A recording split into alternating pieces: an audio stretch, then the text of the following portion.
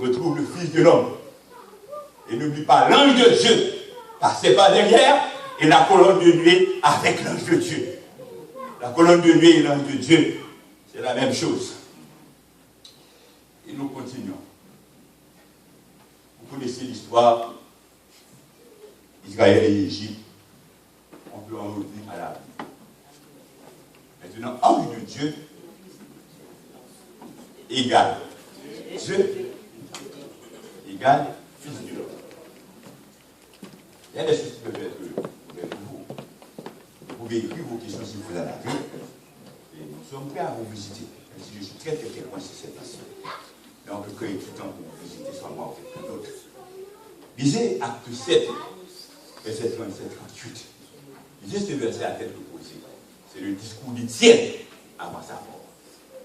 Avant de mourir, là, c'est la prédication d'Étienne. Oh, ce sont les prédications que vous devez lire. La prédication de Pierre, l'acte 2, ça c'est la prédication d'Étienne. L'Église va laisser Jérusalem et commencer par évangéliser le monde entier. Voici ce qu'Étienne a dit. Lisons ensemble, avant de mourir. C'est ce Moïse qui dit au fils d'Israël, Dieu vous suscitera dans mon frère un prophète comme moi. Restez là. Vous vous souvenez, à moyen, nous avons lu que quand Nathanaël a identifié Jésus, Philippe d'avoir identifié Jésus, il a dit à Nathanaël, nous l'avons trouvé ce livre de qui Moïse parlait dans les prophètes. Tout le monde ça dans Jean-Paul. Maintenant, lisez le verset 38 à tête opposée. C'est ce Moïse qui dit au fils d'Israël, je vous susciterai dans vos frères un prophète comme moi. Moïse a parlé de Jésus. C'est pourquoi dans Jean 3, je crois, Jésus a dit, si vous ne croyez pas en Moïse, vous ne croyez pas en moi, parce que Moïse a parlé de moi. Mais verset 38 qui est plus important pour nous, c'est lui, le prophète que Moïse a parlé, c'est lui qui, lors de l'assemblée au désert, étant avec l'ange qui lui parlait sur la montagne de Sinaï, et avec le Père, reçu des Torah, vivant pour nous les donner. Maintenant, restons dans ce verset. Moïse a prophétisé de Jésus, de notre prophète comme Moïse. L'autre prophète comme Moïse, c'est qui? L'autre prophète comme Moïse, c'est qui? C'est Jésus. Un prophète qui sera plus grand que lui-même, qui sera libérateur. Moïse a libéré Israël, mais Jésus est venu pour libérer l'humanité.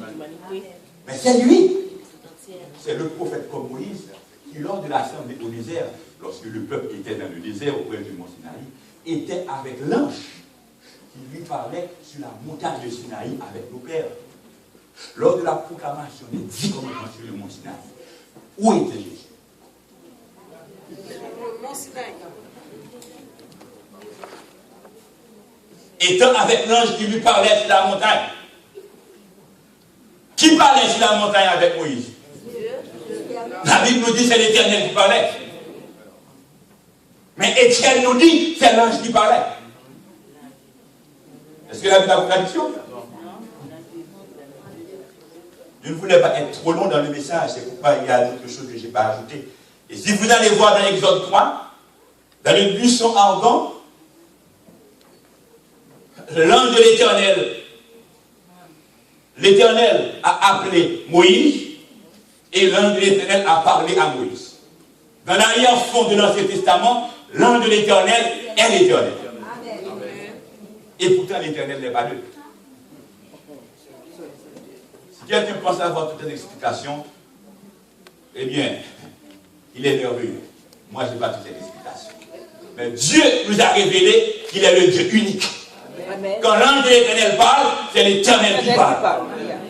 L'Éternel est sur les nuées, l'ange de l'Éternel sur les nuées, le Fils de l'homme sur les nuées. Attention, ouvrez grand vos yeux. Celui qui a proclamé les 10 commandements sur le mont Sinaï, l'ange de l'Éternel, Jésus était sur le mont Sinaï. Parce que l'ange, c'est lui qui, lors de l'assemblée au désert, était avec l'ange qui lui parlait sur la montagne de Sinaï, et avec nos pères, et Moïse a reçu les joies de Dieu pour nous les donner. Et nous continuons. Maintenant, n'oubliez pas la question. La nuée était sur la montagne. La nuée était symbole de la présence de l'Éternel. C'est la gloire de l'Éternel. Moïse montait sur la montagne. L'Éternel parlait avec Moïse. Et dès qu'il y a nuit, le Fils de l'homme est là. Et plus tard, acte 7, verset 55-56, dans ce même chapitre, on va lapider Étienne. Étienne va mourir. Et Étienne, rempli de cet esprit, fixant les yeux, les regards vers le ciel, dit, la gloire de Dieu, et Jésus debout à la droite de Dieu. Et il dit, voici, je vois les cieux ouverts et le Fils de l'homme debout à sa droite.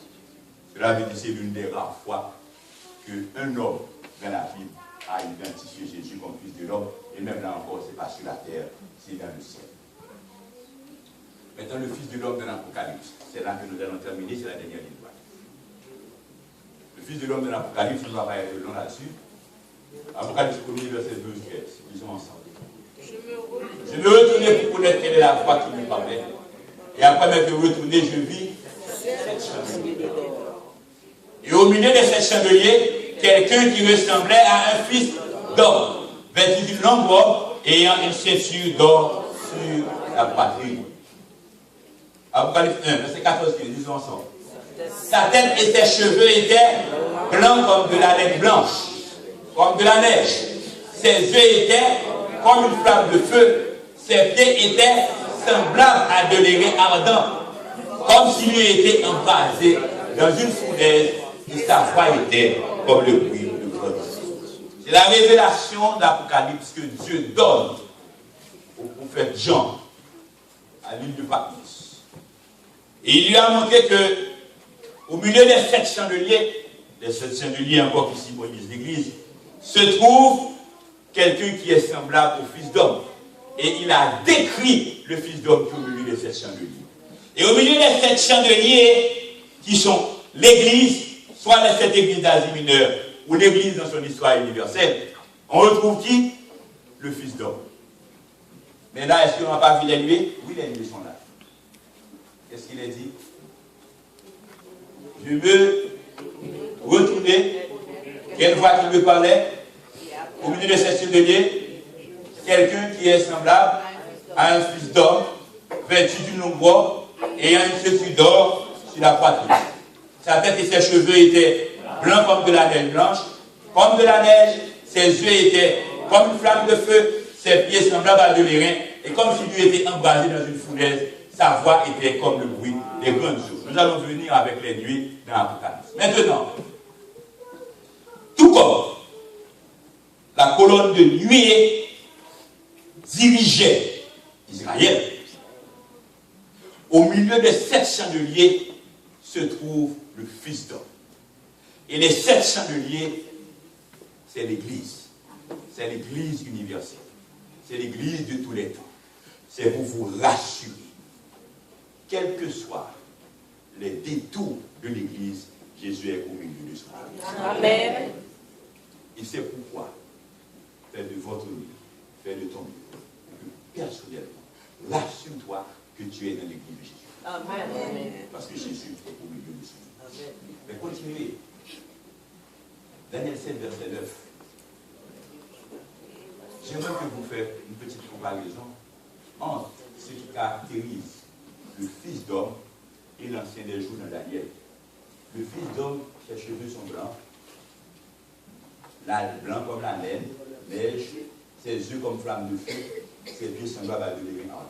Mais regarde l'ancien des jours dans Daniel 7, verset 9. Disons ensemble Daniel 7, verset 9. Regardez pour passer les épaules, et l'ancien des jours s'assit. Son vêtement était blanc comme la neige. Les cheveux de sa tête étaient comme de la levure. Son trône était comme des flammes de feu. Et les roues comme le feu ardent. L'ancien des jours, qui est l'Éternel des armées, ce qui le caractérise, c'est l'aide, c'est flammes de feu.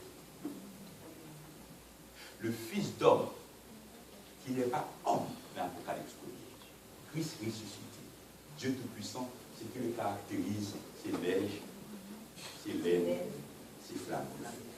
Les mêmes éléments qui caractérisent l'ancien des jours, ce sont ces mêmes éléments qui caractérisent le Fils d'homme. Et l'ancien des jours est Dieu, l'Éternel des armées. Le Fils d'homme est qui? Dieu, éternel. Le Fils d'homme, c'est le Dieu incarné.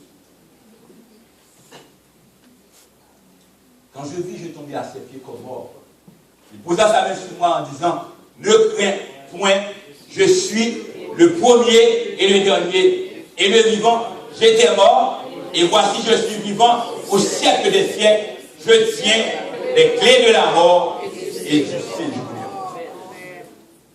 C'est Dieu, quand on voit Dieu dans sa gloire, comme Isaïe dans Isaïe 6, on ne peut pas se tenir comme le sacrificateur. Quand la nuée est dans le temple, il était obligé de sortir. Eh bien, quand Jean a vu le Fils de l'homme dans sa gloire, qu'est-ce qui lui arriva? Il tomba à ses pieds comme mort. Et le Fils de l'homme posa sa main sur lui pour dire aucun point, je suis le premier et le dernier. Qui a dit je suis le premier et le dernier? Le Fils d'homme. Et si on va dans Ésaïe, c'est seul l'Éternel qui est le premier et le dernier. Et lorsqu'on dit le premier et le dernier, parfois nous chantons c'est l'alpha et l'oméga, c'est comprendre ce que nous disons. Cela veut dire que Dieu n'a ni commencement, ni fin. Et quand le Fils de l'homme s'identifie comme le premier et le dernier, cela veut dire que le Fils de l'homme n'a ni commencement, ni fin. D'où le Fils de l'homme est Dieu. Je suis le vivant. J'étais mort et voici je suis vivant au siècle des siècles. Sa domination sera une domination éternelle. Je tiens les clés de la mort et du séjour des morts. Je suis source de vie. Et seul le Fils de l'homme, seul Dieu a les clés de la mort et du séjour des morts. Satan ne peut pas avoir les clés de la mort. Non seulement Satan est une créature, mais notez bien, bientôt, Satan va mourir. Et je dois vous inviter au funérailles de Satan. Satan va mourir. Satan a une fin. Et dès qu'on parle de la fin de Satan, c'est sa mort. Mais le Fils de l'homme, et j'aime beaucoup, quand je lis ce verset, ça me rappelle de Jean 10, quand Jésus dit, j'ai le pouvoir de donner ma vie et de la reprendre. Quel homme peut donner sa vie et la reprendre? C'est Dieu qui est source de vie.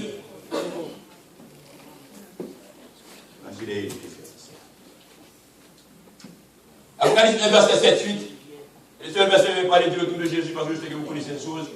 Et si vous ne les connaissez pas, nous sommes prêts à étudier avec vous. Qu'est-ce qu'il a dit? Voici, il vient avec les nuées et tout un le verra. Même ceux qui l'ont placé et tous les tribus de la terre se lamenteront à cause de lui. Oui, amen. Disons sur le verset 8. Je suis l'alpha et l'oméga, dit le Seigneur Dieu, celui qui est, qui était et qui vient, le Tout-Puissant. Qui est l'alpha et l'oméga?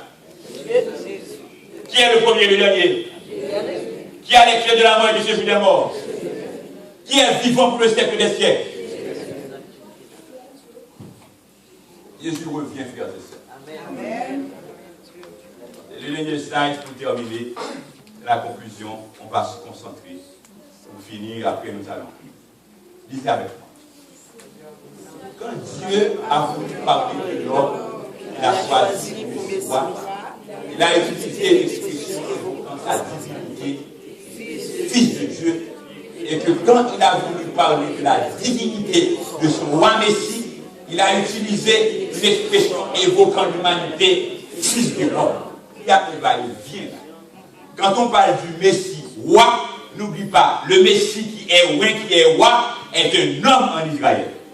Et il est appelé Fils de Dieu. Quand Dieu a voulu parler de son Messie roi, un terme est utilisé pour dire Fils de Dieu. On pense que c'est sa divinité, mais de préférence c'est son humanité en tant que roi d'Israël. Mais quand on utilise Fils de l'homme, en ce moment, on parle de ce Messie roi qui est Dieu de sa divinité. Ces deux expressions ont pour point commun l'idée de royauté. Le Fils de l'homme est roi, le Fils de Dieu est roi. Le Fils de Dieu est roi, le roi d'Israël est Fils de Dieu. Le Fils de l'homme est roi parce que dans Daniel 7, le Fils de l'homme qui va rencontrer le son des jours sur les nuées, Dieu dit qu'il est roi de toutes les nations, de tous les peuples, et son royaume est un royaume éternel. Pour la royauté du Fils de l'homme, c'est une royauté éternelle. C'est une royauté qui n'a pas de fin. Ces deux expressions ont pour point commun l'idée de royauté. Le Fils de Dieu est un roi sur les nations.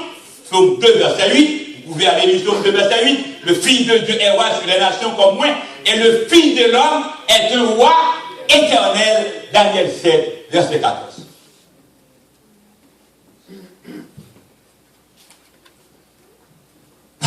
Excuse-moi. Mais le plus important pour nous ce soir, c'est là que nous allons terminer. Nous n'allons pas faire de long discours encore. Nous avons suffisamment parlé. Le plus important pour nous ce soir, le Fils de Dieu, Fils de l'homme, est roi sur la terre, roi des nations, comme moi.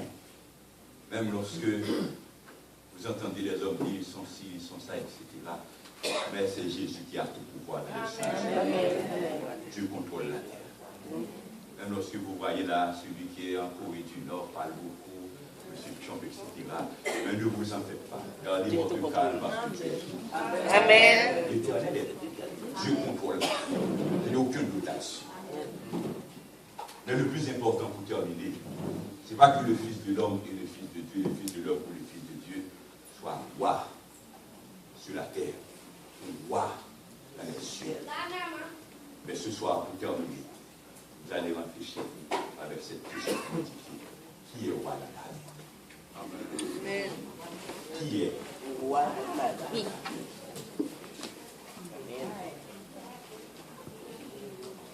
Il y a des femmes, c'est peut-être leur mari qui est roi dans leur vie.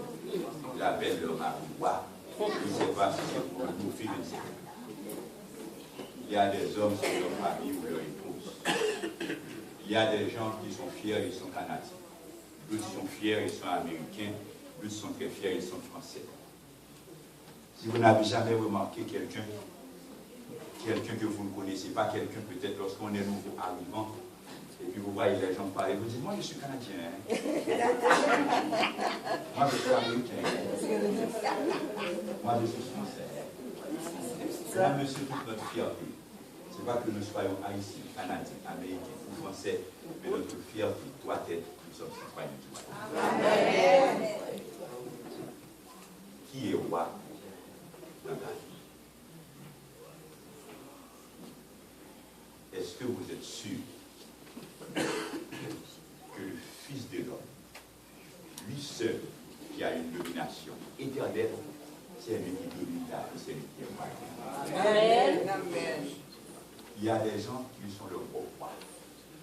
Vous n'avez pas l'habitude d'entendre des gens dire que moi, je ne prends pas des ordres. Je fais ce que je veux. Je fais ce que je veux. Ils sont ce qu'ils veulent. Ils sont puissants, etc. Ils décident qu'ils sont leurs propres rois, qu'ils sont rois pour eux-mêmes.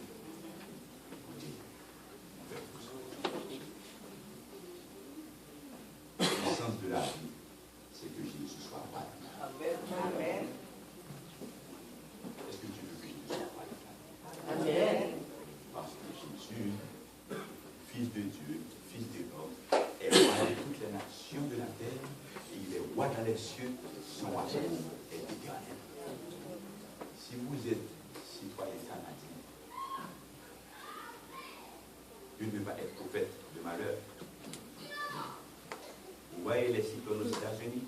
Vous avez pu remarquer comment les systèmes humains sont faits. Et très faits. Et permettez-moi de vous dire, sur la prophétie, ce n'est que le commencement de la douleur. C'est encore peu de choses. On ne peut pas gérer tout, même la petite Ima. Ima est une petite Ima. Voilà, etc. Cela veut dire que les États-Unis vont disparaître. Le Canada va disparaître. C'est l'île de Montréal. La Bible dit les îles disparaissent. Montréal va disparaître. Est-ce que vous êtes conscient de ça? Je ne sais pas si c'est aujourd'hui, si c'est demain, mais la Bible dit Montréal va disparaître. On a laissé Haïti, on trouve les États-Unis, on cherche le bonheur. On a laissé les États-Unis, on trouve le Canada, on cherche le bonheur. On va laisser le Canada, on trouve je ne sais où, pour chercher le bonheur. Mais cependant, il y a un royaume qui est éternel. C'est le royaume de Jésus. Amen. Il y a un royaume où on n'aura pas de va-et-vient à faire. À courir à droite, courir à gauche, chercher la paix. Lorsque les hommes diront paix et sûreté, une nuit de soudaine les atteindra. Mais le royaume de Dieu, c'est le royaume de paix. Amen. Ce soir, je vais prier.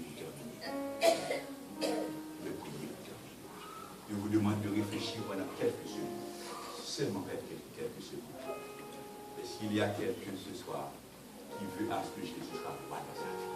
Amen. Tu peux lever la main si tu veux que Jésus soit roi. Celui qui choisit Jésus pour roi dans sa vie.